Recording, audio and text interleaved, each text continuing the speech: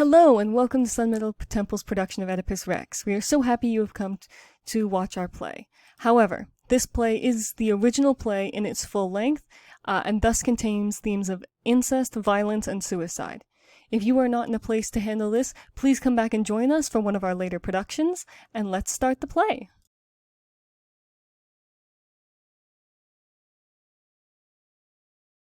Nurslings of Cadmus, children of my care, why press ye now to kneel before my gate, with sacred branches and those suppliant hands, while o'er your city clouds of incense rise, and sounds of praise mingling with sounds of woe? I would not learn of your estate, my sons, through others, wherefore I myself am come, your Oedipus, a name well known to men. Speak, aged friend, whose look proclaims thee meet to be their spokesman. What desire, what fear hath brought you? Doubt not of my earnest will to lend all succor. Hard would be the heart that looked unmoved on such a kneeling throng. Great ruler of my country, thou beholdest the different ages of our flock who here are gathered around thine altar, some whose wing hath not yet ventured far from home, and some burdened with many years, priests of the gods, myself the archpriest of Zeus, and these fresh youths, a chosen few. Others there who crowd the holy agora and temples twain of Pallas and Ismanus, hallowed fires, a suppliant host. For as thyself perceivest, our city is tempest-tossed, and all too weak to lift above the waves of her weary prow, that plunges in a rude and ravenous sea. Earth's buds are nipped, withering the germs within, and our cattle loses their increase. Our wives have fruitless travail, and that scourge from heaven, the fiery pestilence of horde of men, descending on our people with dire stroke, lays waste the home of Cadmus, while dark death wins tribute of laments and groans. We kneel then at thy hearth, not likening thee unto the gods, I nor these children here, but of men counting thee in the first in might, whether to cope with earthly casualty or visiting of more than earthly power. Thou in thy coming to this Theban land didst take away the hateful tax we paid to that stern songstress, aided not by us with hint nor counsel, but, as all believe, gifted from heaven with life-restoring thought. Now, too, great Oedipus of matchless fame, we all uplift our suppliant looks to thee, to find some help for us, whether from man, or through the prompting of a voice divine. Experienced counsel we have seen and know hath ever prosperous issue. Thou then, come, noblest of mortals, give our city rest from sorrow. Come take heed, seeing this our land now calls thee Saviour from thy former zeal. And 'twere not well to leave this memory of thy great reign among Cadmean men. He raised us up, only again to fall. Let the salvation thou hast wrought for us be flawless and assured, as once erewhile thy lucky star gave us prosperity. Be the same man today. Wouldst thou be king in power as in command? 'Tis greater far to rule a people than a wilderness, since not avails or city or buttressed wall or gallant vessel if unmanned and void. Ye touch me to the core. Full well I know your trouble and your desire. Think not, my sons, I have no feeling of your misery, yet none of you hath heaviness like mine. Your grief is held within the single breast of each man severally. My burdened heart mourns for myself, for Thebe, and for you. Your coming hath not roused me from repose. I have watched, and bitterly have wept. My mind hath travelled many a labyrinth of thought, and now I have tried enact the only plan long meditation showed me. I have sent the brother of my queen, Menelaus' son, Creon, to learn in Phoebus' Delphian hall what word or deed of mine may save this city. And when I count the time, I am full of pain to guess his speed, for he is absent long, beyond the limit of expectancy. But when he shall appear, base then were I in aught to disobey the voice of heaven. Lo, in good time, crowning thy gracious word, 'tis told me by these youths, Creon draws near. Apollo, may his coming be as blessed with saving fortune as his looks are bright. Sure he brings joyful news, else he had never worn that wreath of thickly buried bay. We have not long to doubt. He can hear now. Son of Menelaus, brother of my queen, what answer from Apollo dost thou bring? Good, for my message is that even our woes, when brought to their right issue, shall be well. What saith the oracle? Thy words so far neither embolden nor dishearten me. Say, must I tell it with these standing by, or go within? I am ready either way. Speak forth to all. The burden of their grief weighs more on me than my particular fear. My lips shall utter what the god hath said. Sovereign Apollo clearly bids us drive forth from this region an accursed thing, for such is fostered in the land and stains our sacred clime, nor cherish it past cure. What is the fault, and how to be redressed? By exile or by purging blood with blood, since blood it is that shakes us with this storm. Whose murder doth Apollo thus reveal? My gracious lord, before the prosperous reign, King Laius was the leader of this our land. Though I ne'er saw him, I have heard and know. Phobos commands us now to punish whom, whoe'er they are, the of his death. But they, where are they? Where shall now be read the fading record of this ancient guilt? He saith, 'tis in this land, and what is sought is found, while things uncared for glide away. But where did Laius meet this violent end? At home, afield, or on some foreign soil? He had left us, as he said, to visit Delphi, but never more returned since he set forth. And was there none? No fellow traveller to see and tell the tale, and help our search? No, they were slain, save one, who flying in fear had not to tell us but one only thing. What was that thing? A little door of hope, once opened, may discover much to view. A random troop of robbers, meeting him, outnumbered and overpowered him, so 'twas told. What robber would have ventured such a deed, if unsolicited with bribes from hence? We thought of that, but Laius being dead, we found helper in our miseries. When majesty was fallen, what misery could hinder you from searching out the truth? A present trouble had engrossed our care.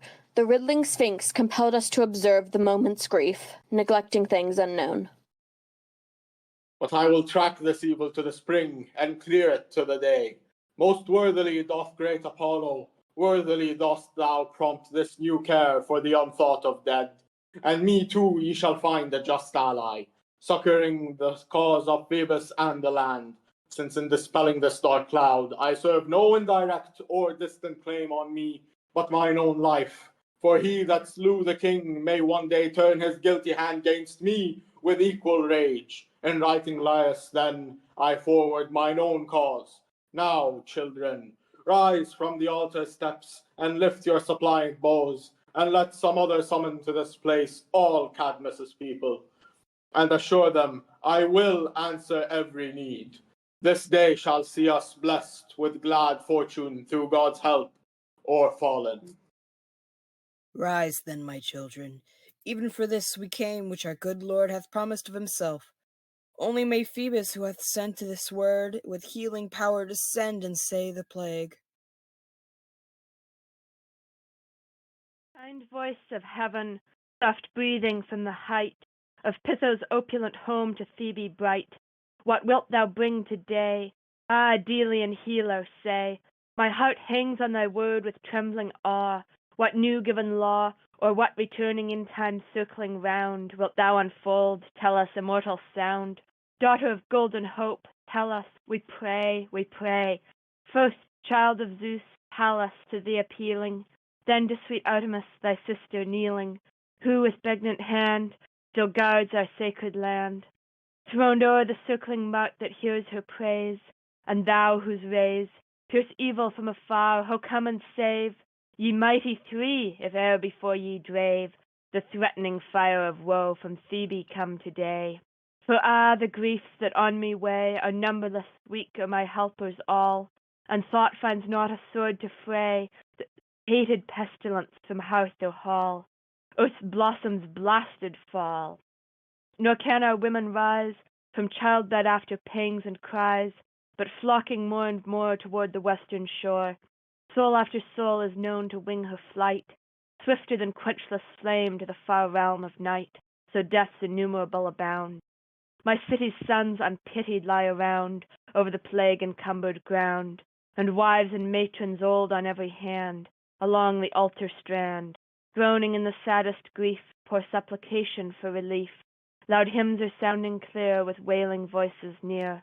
Then, golden daughter of the heavenly sire, send bright-eyed succor forth to drive away this fire, and swiftly speed afar, wind-borne on backward car, the viewless fiend who scares me with wild cries, to oarless Thracian tide of ocean chambers wide, about the bed where Amphitrite lies. Day blights what night hath spared, O thou whose hand wields lightning, blast him with thy thunderous brand. Shower from the golden string thine arrows, Lycian king. O Phoebus, let thy fiery lances fly, resistless as they rove, to Xanthus' mountain grove. O Theoban Bacchus of the lustrous eye, with torch and trooping maenads and bright crown, blaze on, the god whom all in heaven disown. Your prayers are answered, succor and relief are yours, if ye will heed my voice and yield what help the plague requires. Hear it from me, who am hitherto a stranger to the tale, as to the crime. Being not concerned therewithin, I could not of myself divine the truth. But now, as one adopted to your state, to all of you Cadmeans I speak this, whoe'er among you knoweth the murderer of Laius, son of royal Labdacus, let him declare the deed in full to me. First, if the man himself be touched with fear, let him depart, carrying the guilt away. No harm shall follow him, he shall go free. Or if there be one who knows another here, come from some other country, to have wrought this murder, let him speak. Reward from me and store of kind remembrance shall be his. But if ye are silent, and one present here, who might have uttered this, shall hold his peace, as fearing for himself or for his friend, what then shall be performed, hear me proclaim.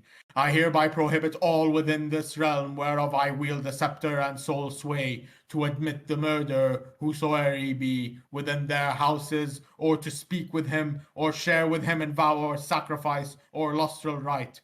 All men shall thrust him forth, our dark pollution, so to me revealed by this day's oracle from Pythos' cell. So firm is mine allegiance to the god and your dead sovereign in this holy war. Now on the man of blood, whether he lurk in lonely guilt or with a numerous band, I hereby pronounce this curse. Let his crushed life wither forlorn in hopeless misery. Next I pray heaven, should he or they be housed with mine own knowledge in my home, that I may suffer all I imprecate on them.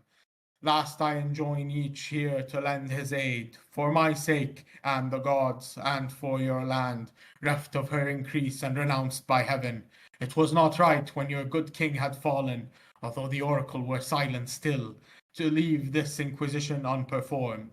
Long since ye should have purged the crime, but now I, to whom fortune hath transferred his crown, and given his queen in marriage, yea, moreover, his seed and mine had been one family, had not misfortune trampled on his head, cutting him off from fair posterity. All this being so, I will maintain his cause as if my father's, racking means and might to apprehend the author of the death of Laius son to Labdacus, and heir to Polydorus and to Cadmus old, and proud Agnior of the eldest time. Once more, to all who disobey in this, may heaven deny the produce of the ground and offspring from their wives, and may they pine with plagues more horrible than this today. But for the rest of you Cadmean men, who now embrace my word, may righteousness, strong to defend, and all the gods for aye, watch over you for blessing in your land.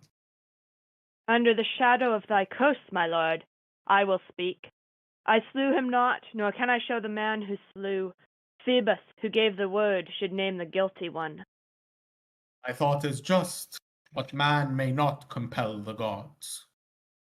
Again, that failing I perceive a second way. Were there a third? Spare not to speak it forth. I know of one alone whose kingly mind sees all King Phoebus sees. Tiresias, he infallibly could guide us in the quest. That doth not count among my deeds undone. By Creon's counsel I have sent twice o'er to fetch him, and I muse at his delay. The rumor that remains is old and dim. What rumor? Let no tale be left untried. 'Twas said he perished by some wandering band. But the one witness is removed from ken. Well, if the man be capable of fear, he'll not remain when he hath heard thy curse. Words have no terror for the soul that dares such doings. Yet lives one who shall convict him. For look, where now they lead the holy seer, whom sacred truth inspires alone of men. O thou whose universal thought commands all knowledge and all mysteries in heaven and on earth beneath, thy mind perceives, Tiresias, though thine outward eye be dark. What plague is wasting Thebe? Who in thee, great sir, finds her one saviour, her sole guide? Phoebus, albeit the messengers perchance have told thee this, upon our sending sent this answer back, that no release might come from this disaster till we sought and found and slew the murderers of King Laius, or drave them exiles from our land. Thou then withhold not any word of augury, or other divination which thou knowest, but rescue Thebe, and thyself and me, and purge the stain that issues from the dead. On thee we lean, and 'tis a noble thing to use what power one hath in doing good. Ah, terrible is knowledge to the man whom knowledge profits not. This well I knew, but had forgotten, else I ne'er had come. Why dost thou bring a mind so full of gloom? Let me go home. Thy part and mine today will best be borne if thou obey me in that. Disloyal and ungrateful, to deprive the state that reared thee of thine utterance now. Thy speech, I see, is foiling thine intent, and I would shield me from the like mishap. Nay, if thou knowest, turn thee not away. All here with suppliant hands importune thee. Yea, for all ye are blind. Never will I reveal my woe. Mine, that I say, not thine.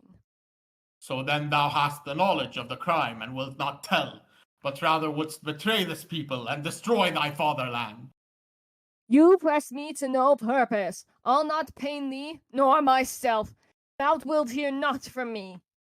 How, miscreant, thy stubbornness would rouse wrath in a breast of stone. Wilt thou yet hold that silent, hard, impenetrable mien? You censure me for my harsh mood. Your own dwells unsuspected within you. Me you blame. Who can be mild and gentle when thou speakest such words to mock this people? It will come, although I bury it in silence here. Must not the king be told of what will come? No word from me. At this, and if thou wilt, rage to the height of passionate vehemence. I and my passion shall declare my thought. 'Tis clear to me as daylight thou hast been the arch-plotter of this deed. Yea, though thou hadst done all but the actual blow, hadst thou thy sight, I had proclaimed thee the sole murderer. Aye, sayest thou so? I charge thee to abide by thine own ordinance. And from this hour speak not to any Theban, nor to me. Thou art the vile polluter of the land. O void of shame, what wickedness is this? What power will give thee refuge for such guilt? The might of truth is scatheless. I am free. Whence came the truth to thee? Not from thine art. From thee whose rage impelled my backward tongue. Speak it once more, that I may know the drift.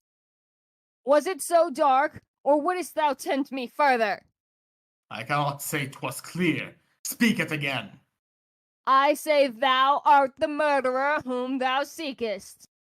Again that baleful word, but thou shalt rue. Shall I add more to aggravate thy wrath? All is but idleness. Say what thou wilt. I tell thee thou art living unawares in shameful commerce with thy nearest of blood, ignorant of the abyss wherein thou liest. Think you to triumph in offending still? If truth have power. She hath, but not for thee, blind as thou art in eyes and ears and mind.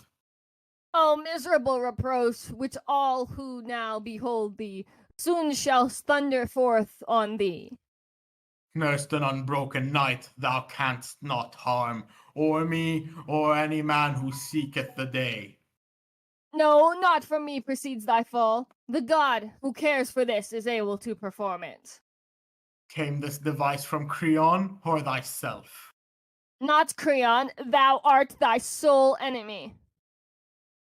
O wealth and sovereign power and high success attained through wisdom and admired of men, what boundless jealousies environ you, when for this rule which to my hand the state committed unsolicited and free, Creon, my first of friends, trusted and sure, would undermine and hurl me from my throne, meanly suborning me such a mendicant broacher of lies, this crafty wizard rogue, blind in his art and seeing but for gain, which are the proofs of thy prophetic power. How came it, when the minstrel hound was here, this folk had no deliverance through thy word? Her snare could not be loosened by common wit, but needed divination and deep skill. No sign whereof proceeded forth from thee, procured through birds or given by God, till I, the unknowing traveller, overmastered her, the stranger Oedipus, not led by birds, but raveling out the secret by my thought, whom now you study to supplant, and trust to stand as a supporter of the throne of lordly Creon. To your bitter pain, thou and the man who plotted this will hunt pollution forth, but for thy reverend look, thou hadst atoned thy trespass on the spot. Your friends would humbly deprecate the wrath that sounds both in your speech, my lord, and his. That is not what we need, but to discern how best to solve the heavenly oracle. Though thou art king and lord, I claim no less lordly prerogative to answer thee. Speech is my realm. Apollo rules my life, not thou. Nor need I Creon to protect me. Now, then, my blindness moves thy scorn. Thou hast thy sight, and seest not where thou art sunk in evil, what halls thou dost inhabit, or with whom. Knowest not from whence thou art, nay, to thy kin. Buried in death and here above the ground, unwittingly art a most grievous foe. And when thy father's and thy mother's curse with fearful tread shall drive thee from the land, on both sides lashing thee, thine eye so clear, beholding darkness in that day. Oh then, what region will not shudder at thy cry? What echo in all Cytheron will be mute, when thou perceivest what bride's song in thy hall wafted thy gallant bark with nattering gale to anchor? Where, and to other store of ill thou seest not, that shall show thee as thou art, merged with thy children in one horror of birth. Then rail at noble Creon and contemn my sacred utterance. No life on earth more vilely shall be rooted out than thine. Must I endure such words from him? Begone! Off to thy ruin, and with speed. Away, and take thy presence from our palace hall. Had you not sent for me, I ne'er had come. I knew not thou wouldst utter folly here, else never would I have brought thee to my door. To thee I am foolish then, but to the pair who gave thee life I was wise. Hold! Go not! Who gave me being? Today shall bring to light thy birth and thy destruction. Wilt thou still speak all in riddles and dark sentences? Methought thou wert the man to find them out. Aye, taunt me with the gift that makes me great. And yet this luck hath been thy overthrow. I care not, since I rescued this fair town. Then I will go. Come, sirrah, guide me forth. Be it so, for standing here you vex our eye, but you being gone, our troubles goes with you. I go, but I will speak. Why should I fear thy frown? thou ne'er canst ruin me. The word, wherefore I came, is this. The man you seek with threatening proclamation of the guilt of Laius' blood, that man is here today, an alien sojourner supposed to be from far, but by and by he shall be certified a true-born Theban.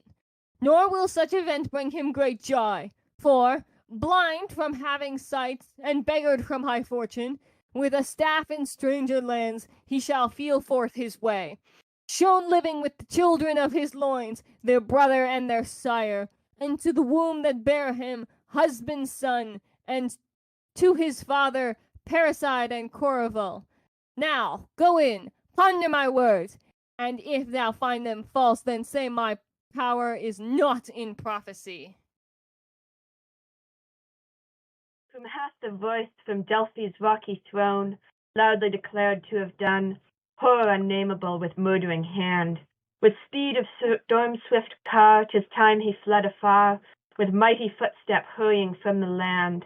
For armed with lightning brand, the sword of Zeus assails him with fierce bounds, hunting with death's inevitable hounds. Late from divine Parnassus' snow-capped height, this utterance sprang to light, to track by every path the man unknown.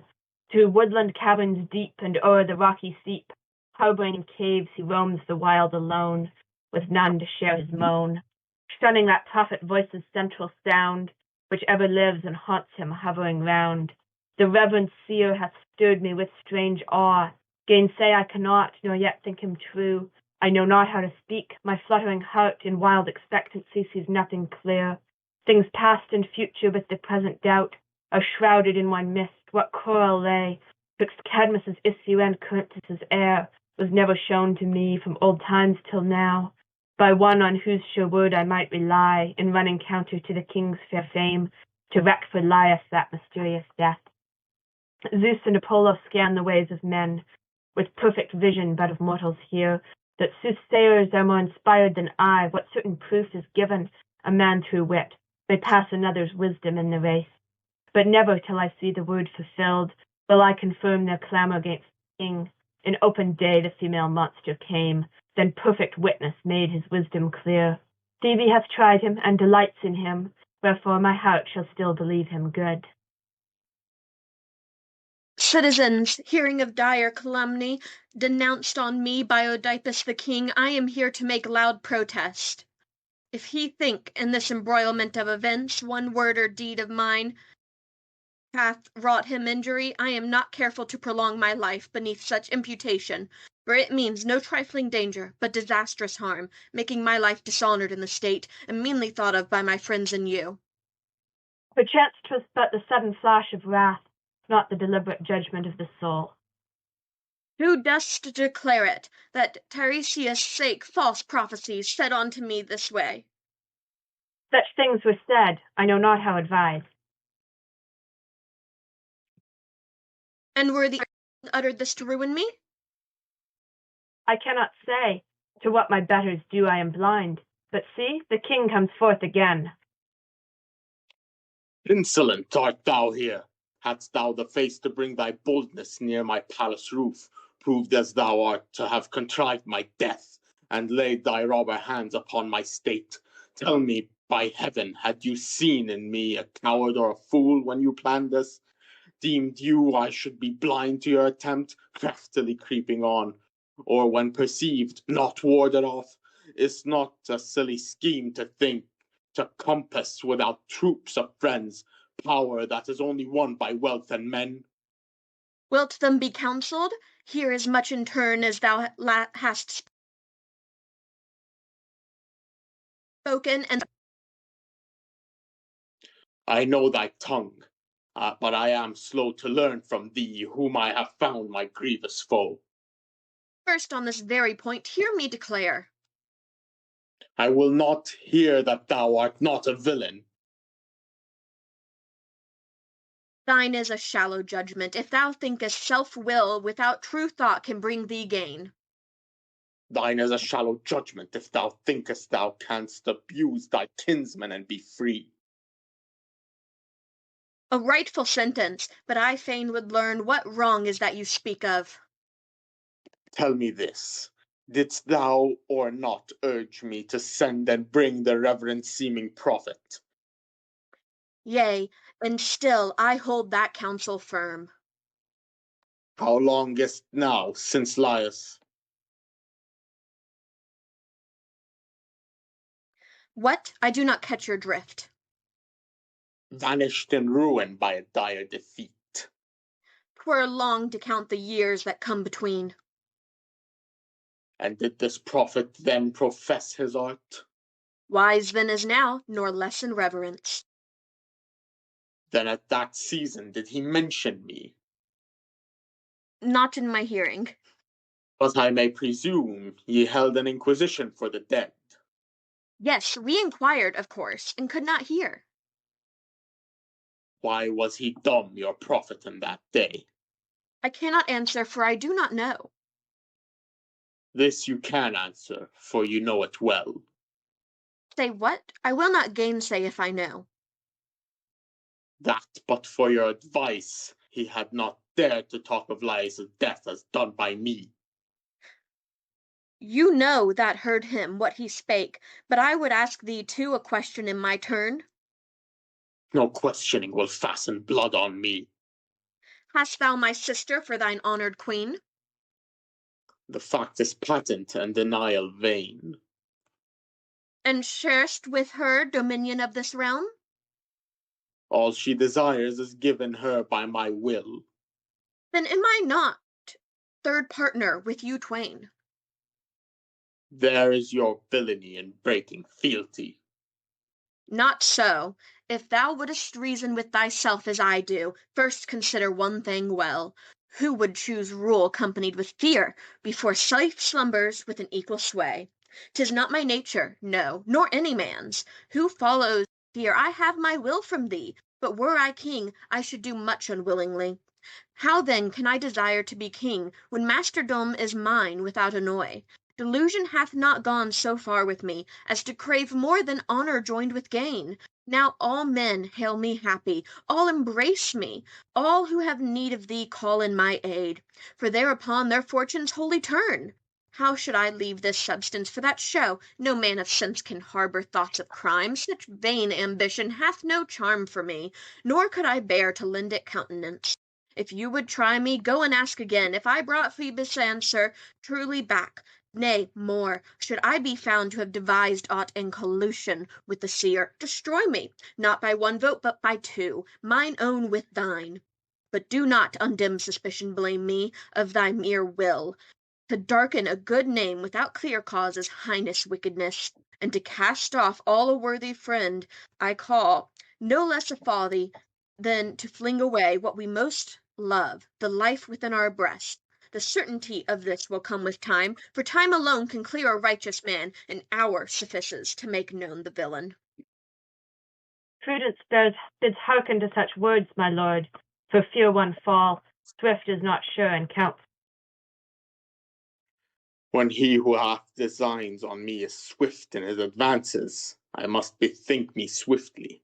Should I wait leisurely, his work hath gained achievement, while my plans have missed success. What would you then, to thrust me from the land? Nay, death, not exile, is my wish for thee, when all have seen what envy brings on men. You'll ne'er relent nor listen to my plea. You'll ne'er be governed or repent your guilt. Because I see thou art blind. Not to my need.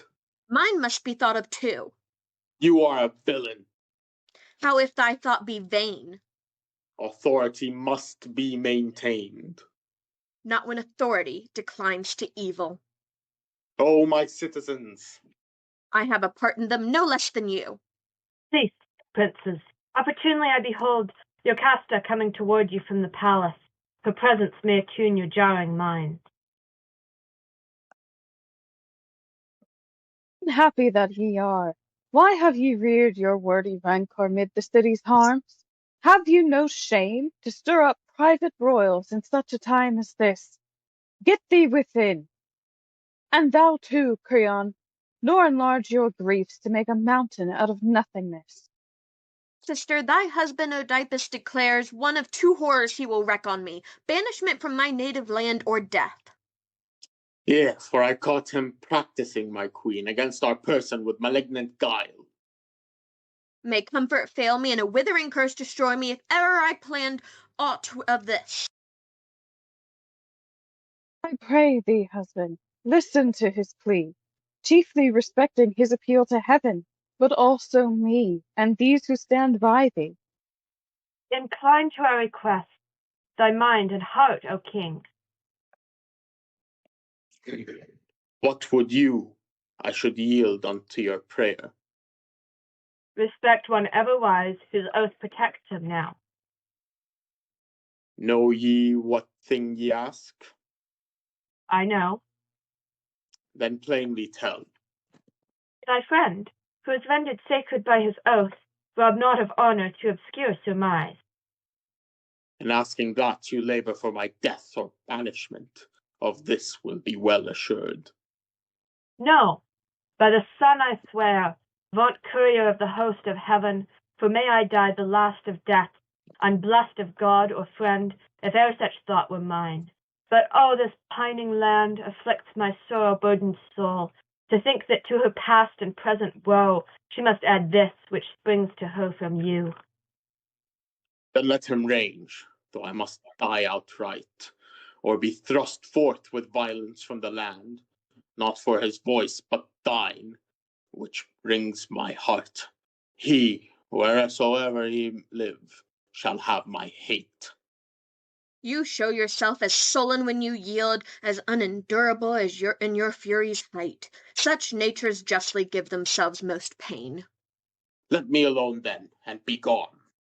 I go, untainted in their sight, though thou art blind. Lady, why tarriest thou to lead thy husband in? Not till I learn what mischief is befallen. A dim, unproved debate, reproach though unfounded stings, From both, from both alike. how caused? Enough for me, amply enough it seems, when our poor land is vexed already not to wake what sleep. See where thine honest deal hath landed thee, baiting my wrath and blunting my desire. My prince, I say it again, assure thee, I were lost to scent, infatuate, void of wholesome thought. Could I be tempted now to lose my faith from thee, who, when the land I love labored beneath a wildering load, did speed her forth anew with favoring gale, now too, if but thou mayest, be her good guide. Let not thy queen be left in ignorance. What cause thou hast to lift thy wrath so high? I'll tell thee, lady, for I honor thee more than these citizens. 'Twas Creon there, and his inveterate treason against me. Accuse him, so you make the quarrel plain. He saith I am the murderer of the king. Speaks he from hearsay, or as one who knows? He keeps his own lips free, but hath suborned a rascal soothsayer to this villainy. Hearken to me, and set your heart at rest on that you speak of, while I make you learn no mortal thing is touched by soothsaying. Of that I'll give thee warrant brief and plain. Word came to Laius once, I will not say from Phoebus' self, but from his ministers.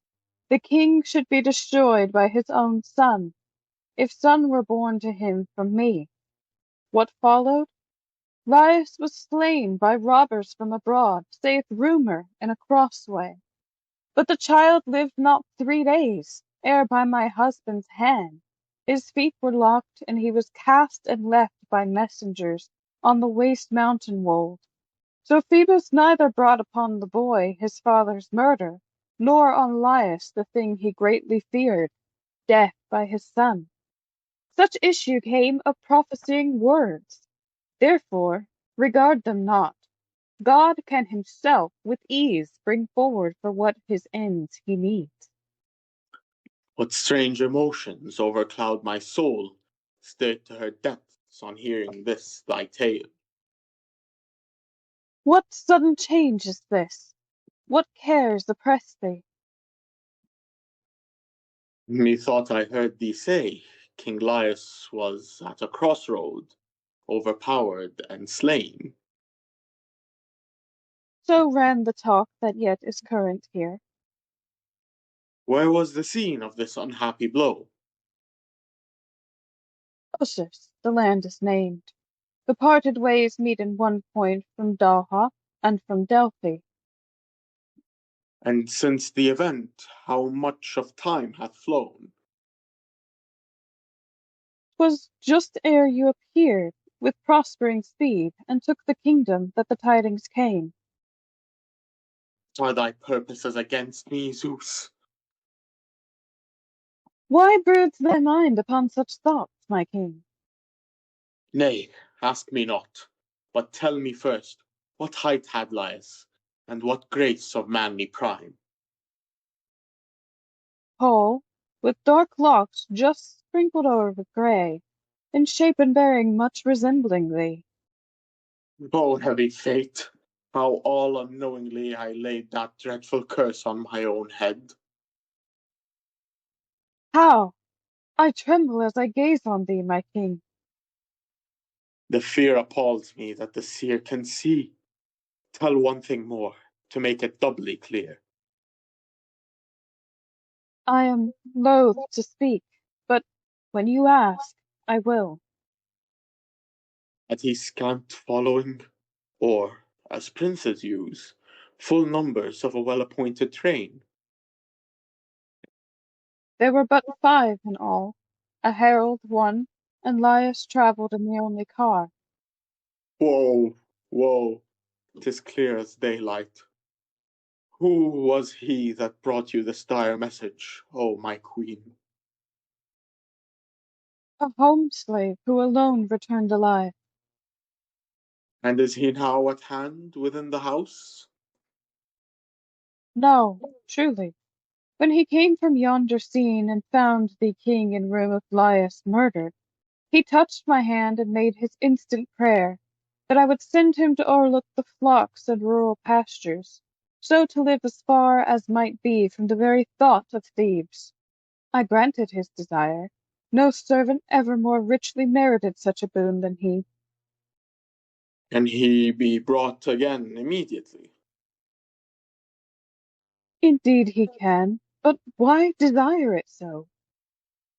Words have by me been uttered, O my queen, that give me too much cause to wish him here. Then come he shall, but I may surely claim to hear what in thy state goes heavily. Thou shalt not lose thy right in such an hour, when I am harrowed thus with doubt and fear.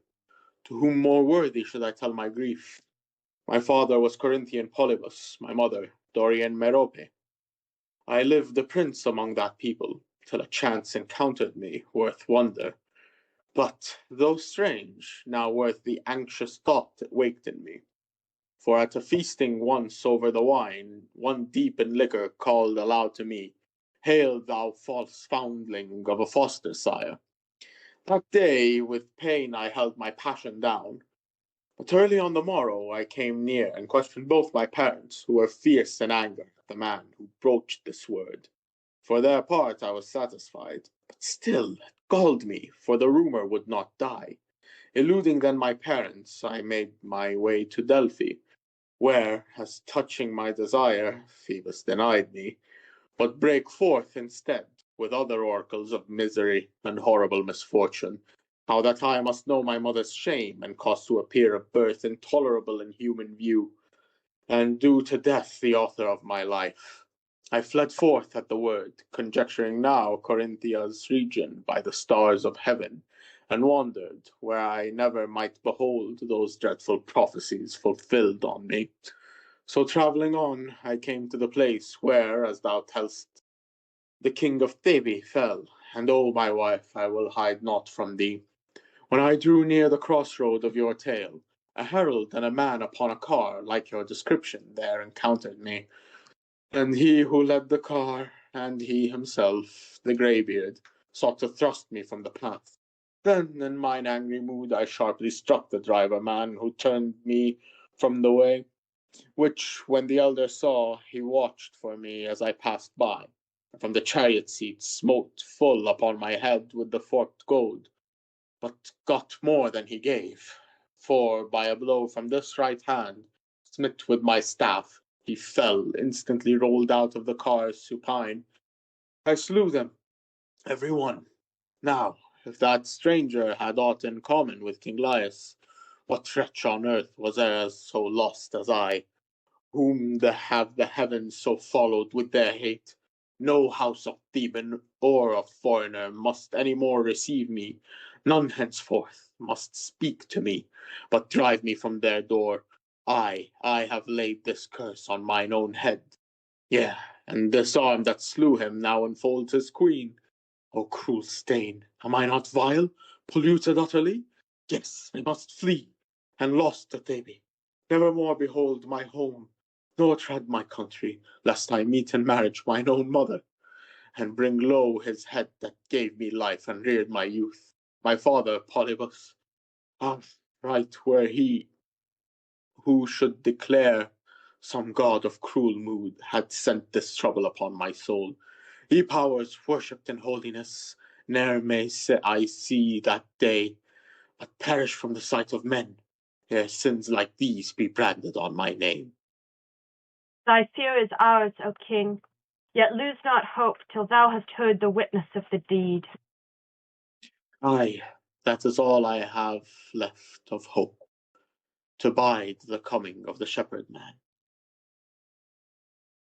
What eager thought attends his presence here? I'll tell thee, should his speech accord with thine, my life stands clear from this calamity. What word of mine agreed not with the scene? You said he spake of robbers in a band as having slain him. Now, if he shall still persist in the same number, I am free. One man and many cannot be the same. But should he tell of one lone traveller, then, unavoidably, this falls on me. So 'twas given out by him, be sure of that. He cannot take it back. Not I alone, but all the people heard him speak it so. And should he swerve in aught from his first tale, he ne'er can show the murder of the king rightly accordant with the oracle. For Phoebus said expressly he should fall through him whom I brought forth. But that poor babe ne'er slew his sire, but perished long before. Wherefore henceforth I will pursue my way, regardless of all words of prophecy. Wisely resolved, but still, send one to bring the labourer swain, and be not slack in this. I will, and promptly. Go we now within. My whole desire is but to work thy will. Oh, may my life be evermore pure in each holy word and deed, by those eternal laws decreed, that pace the sapphire paven floor.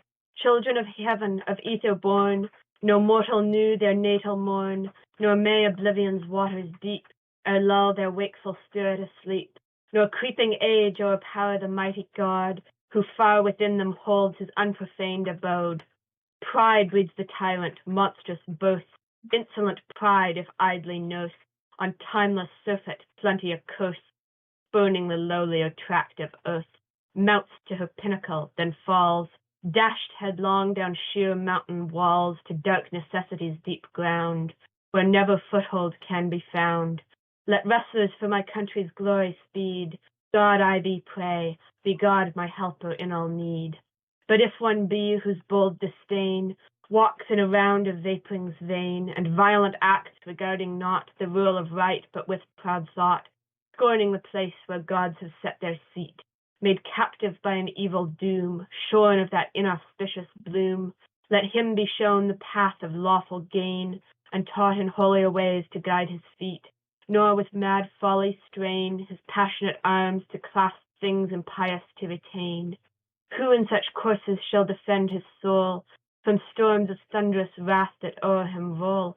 If honor to such lives be given, what needs acquire to him the power of heaven?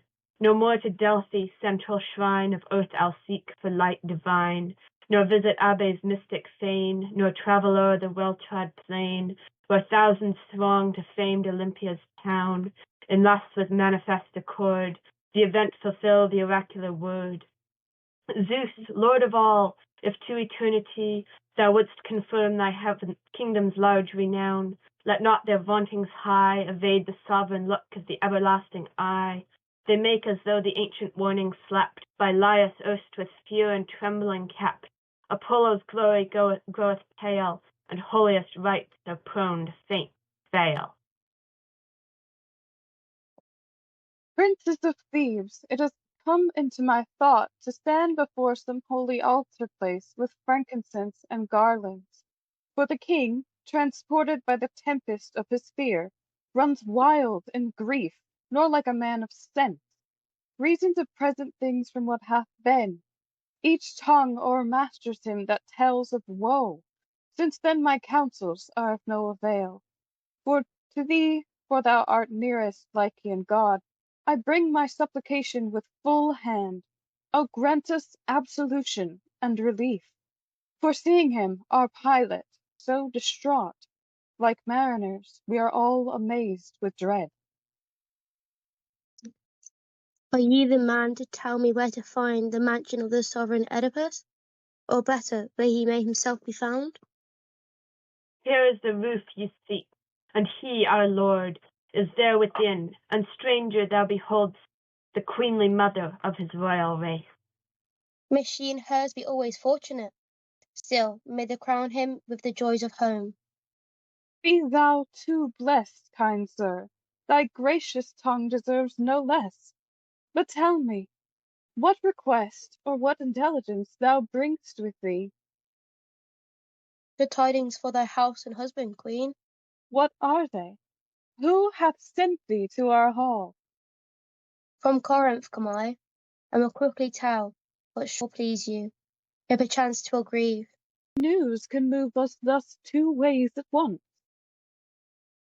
'Twas rumoured that the people of the land of Corinth would make Oedipus their king. Is ancient Polybus not still in power? No, death confines him in a kingly grave. Hold there. How say you? Polybus is in his grave? May I die for him if I speak not true. Run thou, and tell this quickly to my lord. Voices of prophecy, where are ye now? Long time hath Oedipus, a homeless man, trembled with fear of slaying Polybus, who now lies slain by fortune, not by him. Jocasta, my dear queen, why didst thou send to bring me hither from our palace hall? Hear that man's tale, and then consider well the end of yonder dreadful prophecy. Who is the man, and what his errand here? He comes from Corinth to make known to thee that Polybus, thy father, is no more. How, stranger? Let me learn it from thy mouth. If my first duty be to make this clear, know beyond doubt that he is dead and gone. By illness coming o'er him, or by guile? Light pressure lays to rest the time-worn frame. He was subdued by sickness then, poor soul. By sickness and the burden of his years. Ah, my Jocasta, who again will heed the Pythian hearth oracular, and birds screaming in the air blind guides, that would have made my father's death my deed? But he is gone, hidden underneath the ground, while I stand hero, harmless and weaponless. Unless, perchance, my absence killed him, so he may have died through me. But be that as it may, the grave that covers Polybus hath silence too. One voice of prophecy worth nothing now. Did I not tell thee so, long since? Thou didst, but I was drawn to error by my fear. Now, cast it altogether out of mind. Must I not fear my mother's marriage bed? Why should man fear, seeing his course is ruled by fortune, and he nothing can foreknow? 'Tis best to live at ease as best one may. Then fear not thou thy mother's nuptial hour. Many a man ere now in dreams hath lain with her who bare him. He hath least annoy who with such omens troubleth not his mind. That word would be well spoken, were not she alive that gave me birth. But since she lives, though you speak well, yet have I cause for fear. Your father's burial might enlighten you. It doth, but I am darkened by a life. Whose being overshadows thee with fear. Queen Merope, the consort of your king, What in her life should make your heart afraid? a heaven-sent oracle of dreadful sound. May it be told, or must no stranger know? Indeed it may. Word came from Phoebus once that I must know my mother's shame, and shed with these my hands my own true father's blood. Wherefore long since my home hath been removed far from Corinthos, not unhappily, but still 'tis sweet to see a parent's face. Did fear of this make thee so long an exile? Of this and parricide, my aged friend. I came with kind intent, and dear, my lord, I fain would rid thee from this haunting dread. Our gratitude should well reward thy love. Hope of reward from thee in thy return was one chief motive for my journey hither. Return? Not to my parents' dwelling place. Some, 'tis too clear, you know not what you do. Wherefore, kind sir, for heaven's sake, teach me this. If for these reasons you avoid your home, The fear torments me. Phoebus may prove true. you receive a stain? That is the lifelong torment of my soul. Will you be certified for How groundless, if I am my parents' child. because with Polybus thou hast no kin? Why? Was not he the author of my life? As much as I am, and no more than I am? How can my father be no more to me than who is nothing? In begetting thee, nor I he had any part at all. Why then did he declare me for his son?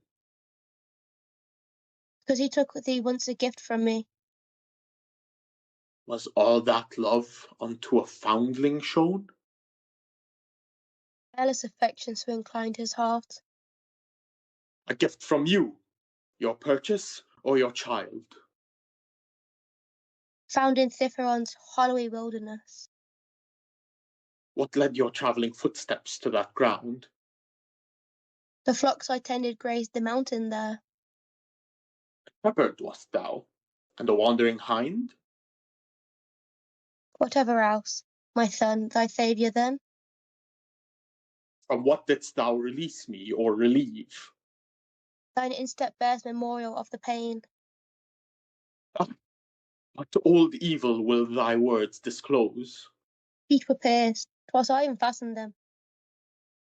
So cruel to my tender infancy. From this thou hast received thy name. By heaven, I pray thee, did my father do this thing, or wast my mother? That I dare not say. He should know best who gave thee to my hand. Another gave me then? You did not find me? Another herdsman passed thee on to me. Can you describe him? Tell us what you know. Methinks they called him one of Laius's people. Of Laius, once the sovereign of this land? And so, he was a shepherd of his flock. And is he still alive for me to see? You Thebans are most likely to know that. Speak, any of you in presence here. Can you make known the swain he tells us of, in town or country having met with him? The hour for this discovery is full come. Methinks it is no other than the peasant whom thou didst seek before to see, but this could best be told by Queen Jocasta there. We lately sought that one should come, my queen. Knowst thou, is this of whom he speaks the same? What matter who? Regard not, nor desire even vainly to remember aught he saith. When I have found such tokens of my birth, I must disclose it. As you love your life, by heaven I beg you, search no further here. The sickness in my bosom is enough. Nay, never fear. Were I proved thrice a slave and waif of bondwoman, you are still noble. Yet hearken, I implore you, do not so. I cannot hear you. I must know this through. With clear perception, I advise the best. Thy best is still my torment. Wretched one, never mayst thou discover who thou art. Will someone go and bring the herdmen hither? Leave her to revel in her lordly line. Horrible! Oh, lost one, this alone I speak to thee, and no word more forever. Oedipus, wherefore is Jocasta gone, driven madly by wild grief?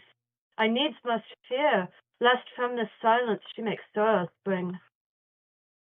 Leave her to raise what storm she will, but I will persevere to know mine origin, though from an humble seed. Her woman's pride is shamed, it might be, by my lowliness.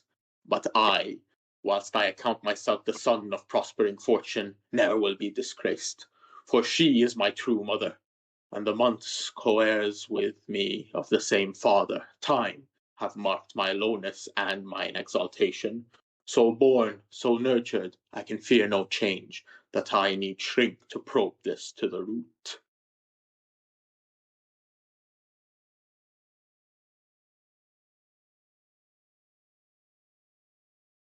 If I wield a prophet's might, or have sense to search aright, Kithaeron, when all night the moon rides high, loud thy praise shall be confessed, how upon thy rugged breast thou, mighty mother, nursed tenderly great Oedipus, and gavest his being room within thy spacious home. Yea, we will dance and sing thy glory for thy kindness to our king. Phoebus, unto thee we cry, be this pleasing in thine eye. Who, dear sovereign, gave thee both of the long-lived nymphs of earth? Say, was she clasped by mountain-roving Pan, or beguiled she one sweet hour with Apollo in her bower, who loves to trace the field untrod by man? Or was the ruler of Kylline's height the author of thy light? Or did the Bacchic god, who makes the top of Helicon to nod, take thee for a founding care from his playmates that are there? If haply I, who never saw his face, Thebans, may guess, methinks I see the hind whose coming we have longed for.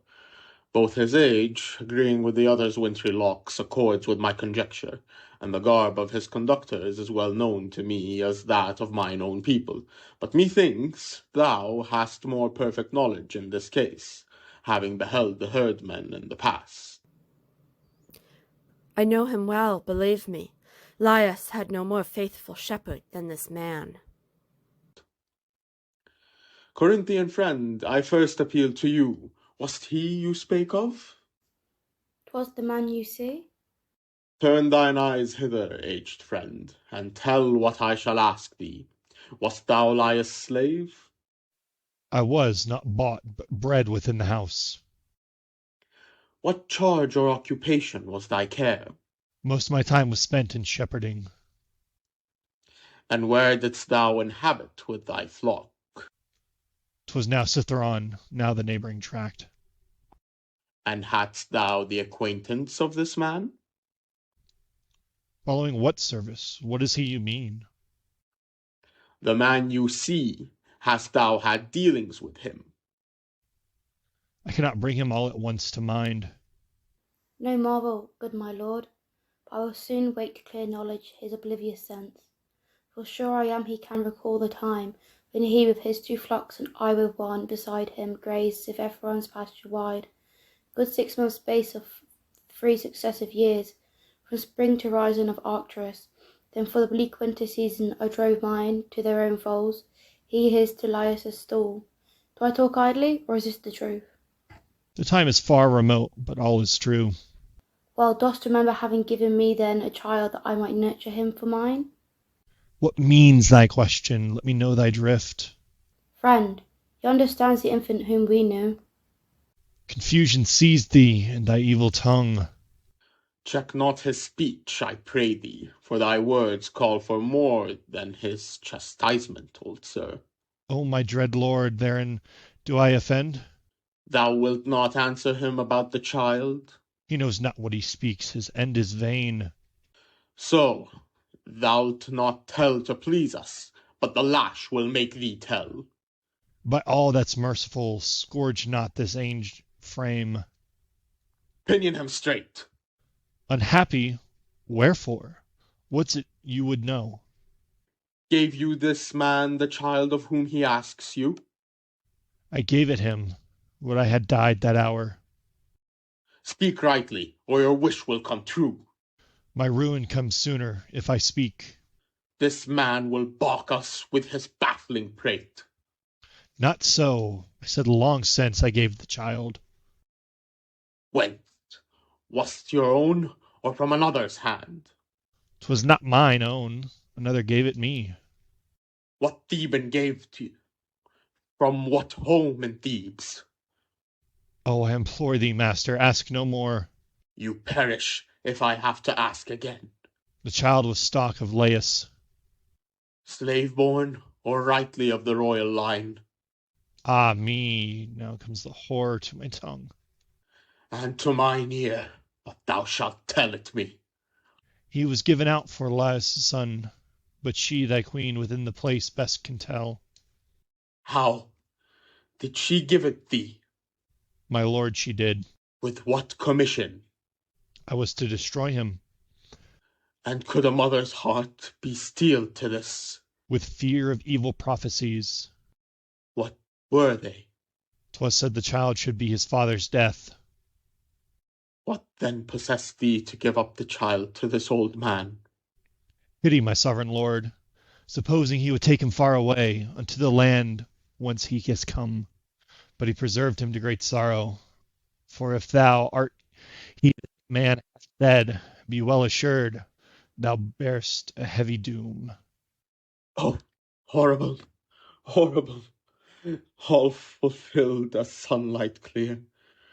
Oh, may I never more behold the day, since proved accursed in my parentage, in those I live with, and in him I slew.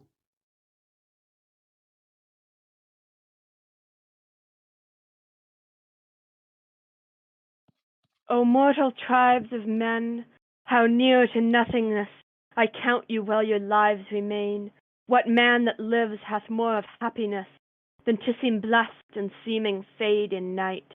O Oedipus, in this thine hour of gloom, musing on thee and thy relentless doom, I call none happy who beholds the light. Thou through surpassing skill didst rise to wealth and power, when thou the monstrous riddling maid didst kill, and stoodst forth to my country as a tower, to guard from myriad deaths this glorious town, whence thou wert called my king of faultless fame, in all the world a far resounded name, unparagoned in honor and renown. But now to hear of thee who more distressed, who more acquainted with fierce misery, assaulted by disasters manifest, than thou in this thy day of agony, most noble, most renowned, yet one same room heard thy first cry, and in thy prime of power received thee, harboring both bride and groom, and bore it silently till this dread hour. How could that furrowing of thy father's field year after year continue unrevealed?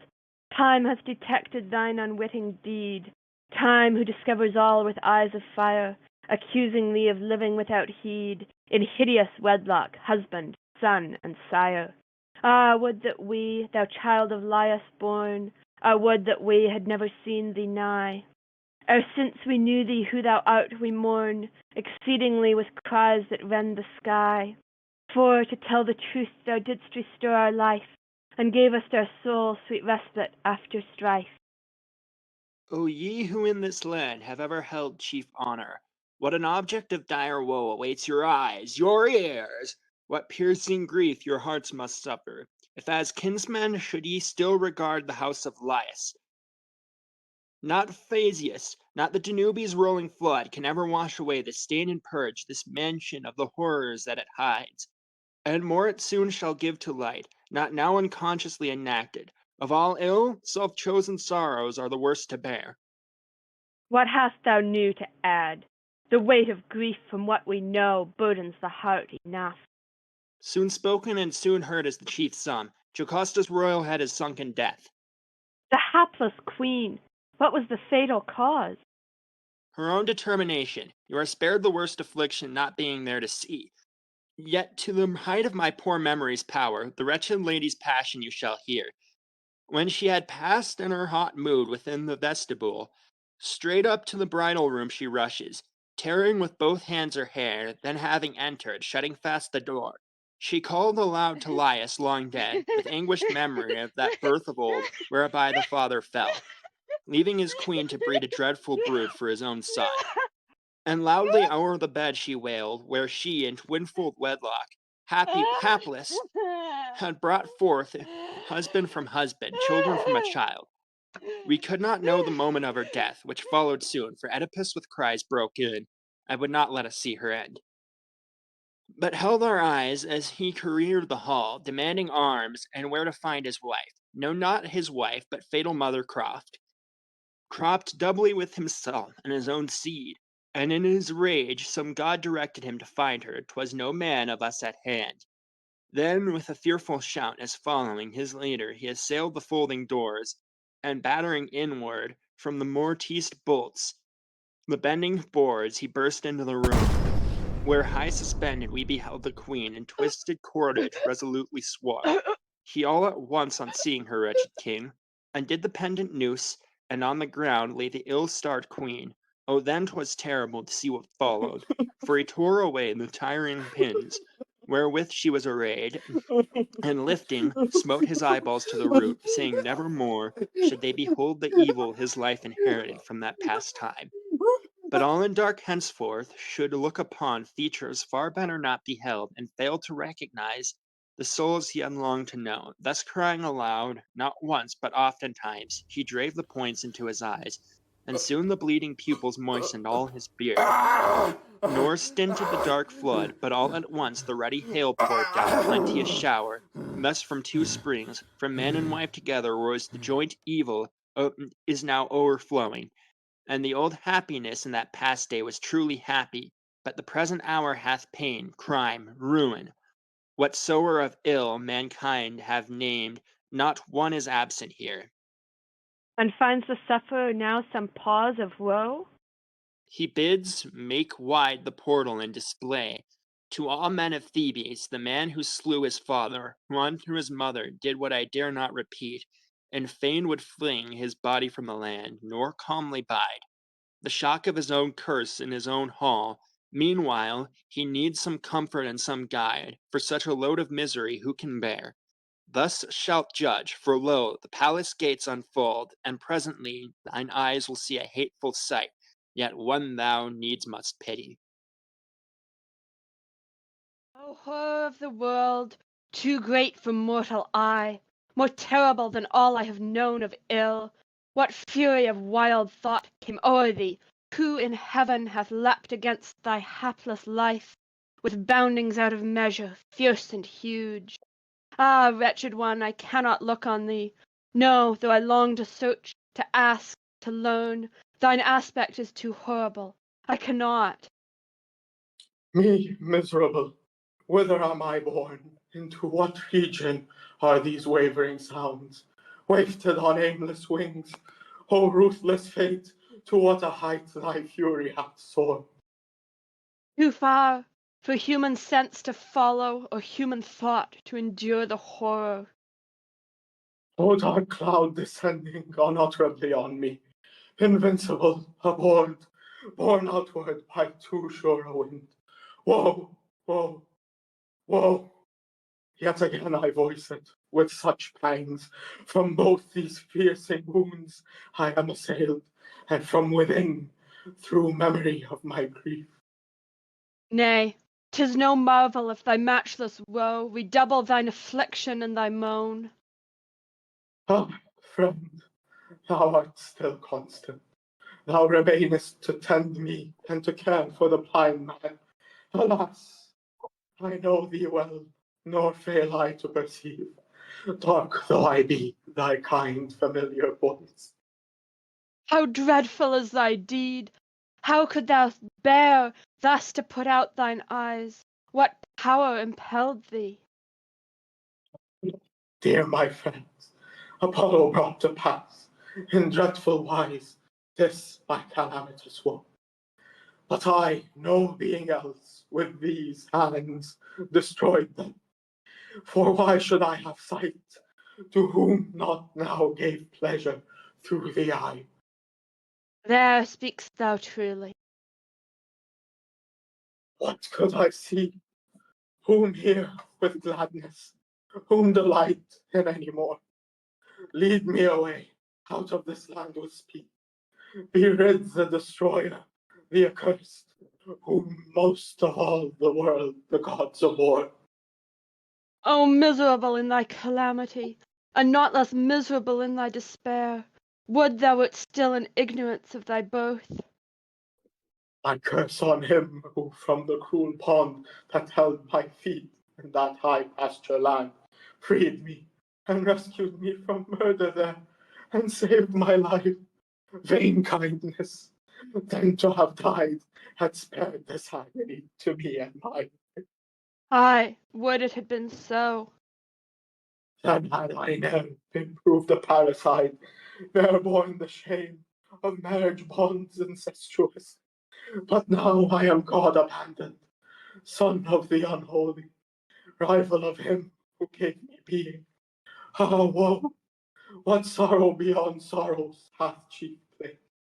That sorrow Oedipus must bear. I know not how to call thee wise in this. Thou wert better dead than to be blind and live. That this last act hath not been for the best. Instruct me not, nor counsel me again. How, if I kept my sight, could I have looked in Hades upon my father's countenance, or mine all hapless mother, when toward both I have done deeds no death can ever atone? Ah, but my children were a sight of joy, offspring of such a marriage. Were they so? Never, to eyes of mine, nor town, nor tower, nor holy shrines of the gods, which I myself, dowered with the fairest life of Theban man, have forfeited, alas, by mine own law, declaring men should drive from every door one marked by heaven as impious and impure. Yea, worse, of Laius born, and when I then, by mine own edict, branded thus, to look on Theban faces with unaltered eye, yea, verily, but had there been a way to stop the hearing fountain through the ear, I had not faltered, but had closed and barred each gate of this poor body, deaf and blind, so sought might sweetly dwell and rest from him. Kithaeron, why didst thou receive me? Why did not slay me? And then, and there, so had not I told the world of the horror of my birth, O foster home of Corinth, and her king. How bright the life ye cherished, filming o'er what foulness far beneath. For I am vile, and vile were both my parents. So 'tis proved, O crossroad in the covert of the glen, O thicket in the gorge where three ways met, bedwed by these my hands and mine own blood, from whence I sprang. Have ye forgotten me? Or doth some memory haunt you of the deeds I did before you, and went on to do? Worse horrors than here, O marriage, twice accursed, that gave me being, and then again sent forth fresh saplings, springing from the self-same seed, to amaze men's eyes and minds with dire confusion of father, brother, son, bride, mother, wife, murder of parents, and all shames that are.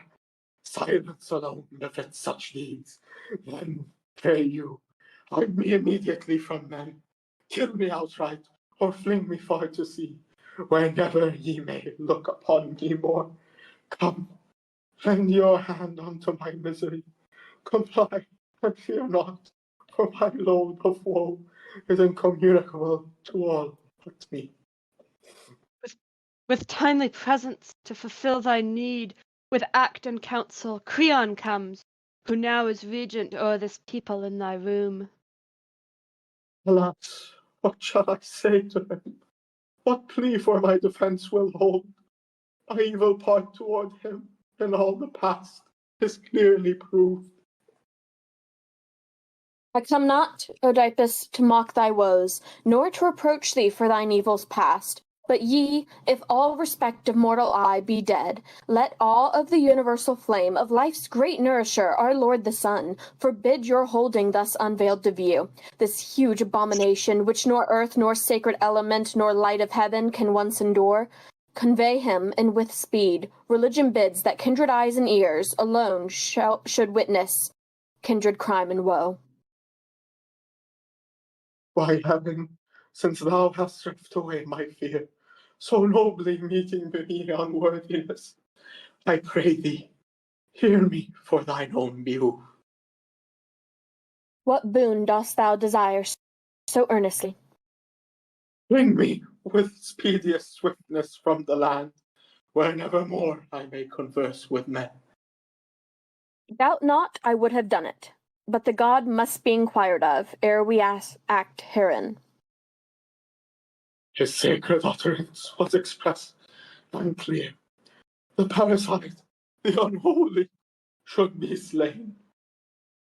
Aye, so 'twas spoken, but in such a time we needs must be advised more perfectly. Will ye then ask him for a wretch like me? Yea, for even thou, methinks, wilt now believe. Not only so, but I will charge thee too with urgent exhortation to perform the funeral rite for her who lies within. She is thy kinswoman, however thou wilt. But never let this city of my sires claim me for a living habitant. There leave me to range the mountain, where my nurse Cytheron echoeth with my name. Cytheron, which both my parents destined for my tomb. So my true murderers will be my death. Yet one thing I can tell, mine end will come, not by disease nor ordinary chance. I had not lived when at the point to die, but for some terrible doom. Then let my fate run out its full career. For my children, thou, Creon, shalt provide. As for my sons, I pray thee burden not thyself with them. They inherit will lack substance. They are men, but my poor maidens, helpless and forlorn, who never had a meal apart from mine, but never shared my table. Yet for them take heedful care, and grant me, though but once. Yea, I beseech thee with these hands to feel, thou noble heart, the forms I love so well, and weep with them our common misery. Oh, if my arms were around them, I might seem to have them as of old, when I could see. What? Am I fooled once more? Or do I hear my dear ones weeping? And hath Creon sent, pitying my sorrows, mine own children to me, whom I love most? Can this be truth I utter? Yea, I have done it, for I knew the joy thou ever hast in this, thy comfort now. Where be thy fortune, and for this last deed, heaven guide thee, on a better course than mine. Where are ye, O my children? Come, draw near to these my hands of brother blood with you, hands that have made so piteous to your sight the darkened gaze of his once brilliant eyes, who in all blindness, who no thought of ill, became your father at the fount of life, where he himself took being. Oh, for you I weep, not seeing you, but when I think of all the bitter passages of fate that must attend you amongst men. For where can ye find fellowship? What civic throng shall ye resort to? What festival from whence, instead of sight or sound enjoyed, you will not come in tears unto your home? And when ye reach the marriageable bloom, my daughters, who will be the man to cast his lot with yours, receiving for his own all those reproaches which have marred the name of both my parents and your name no less? What evil is not there? Your father slew his father, and then hid the mother field where he himself was sown, and got you from the source of his own birth. Such taunts will fly. And who will you marry? No man, my daughters, but ye must wither childless and unwed. Son of Menelaus, who alone art left as father to these maidens, for the pair that gave them birth are utterly undone.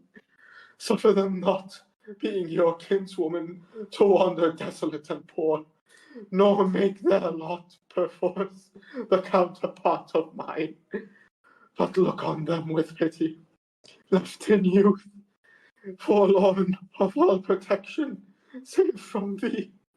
Noble one, seal this promise with thy hand. For you, my children, were ye of an age to ponder speech, I would have counseled you fully carefully. Now I would have you pray to dwell where 'tis convenient, that your life may find more blessing than your father knew. Thou hast had enough of weeping. Close thee in thy chamber walls. I must yield, though sore against me. Yea, for strong occasion calls. Know'st thou on what terms I yielded? Tell me, let us hear and know. That ye send from the country. God alone can let thee go. The gods long since abhor me. Thou wilt sooner gain that boon. Than consent. 'Tis not my wont to venture promises too soon. Lead me now within the palace. Come, but leave thy children. Nay, tear not these from my embraces. Hope not for perpetual sway, since the power thou once obtainest, ruling with unquestioned might, ebbing from thy life, hath vanished ere the falling of the night. Dwellers in our native Thebe, fix on Oedipus your eyes, who resolved the dark enigma, noblest champion and most wise. Like a star his envied fortune mounted beaming far and wide. Now he sinks in seas of anguish, whelmed beneath a raging tide. Therefore, with the old world sages waiting for that final day, I will call no mortal happy while he holds his house lay, till without one pang of sorrow all his hours passed away.